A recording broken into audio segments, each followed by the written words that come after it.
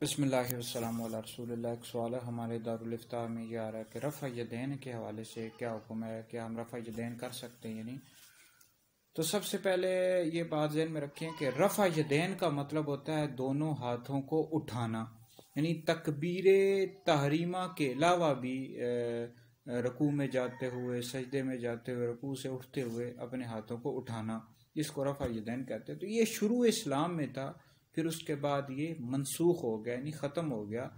और नबी करीम अलैहिस्सलाम फिर रफ़ा यदैन नहीं किया करते थे। इस तरह खुलफाए राशिदीन भी रफ़ा यदैन नहीं किया करते थे।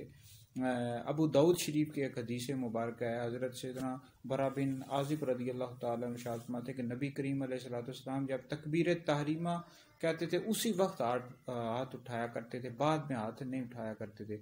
इस तरह शरह मानिउल आसार में हज़रत सैयदना अब्दुल्लाह इब्न मसूद रज़ी अल्लाह ताला अन्हु इरशाद फरमाते कि नबी करीम अलैहिस्सलाम तकबीर तहरीमा के वक्त ही हाथ उठाया करते थे, बाद में हाथ नहीं उठाया करते थे। तो बहरहाल ये शुरू इस्लाम में था, बाद में मनसूख हो गया। फिर नबी करीम अलैहिस्सलाम भी नहीं किया करते थे और खुलफाए राशिदीन भी ये अमल नहीं किया करते थे।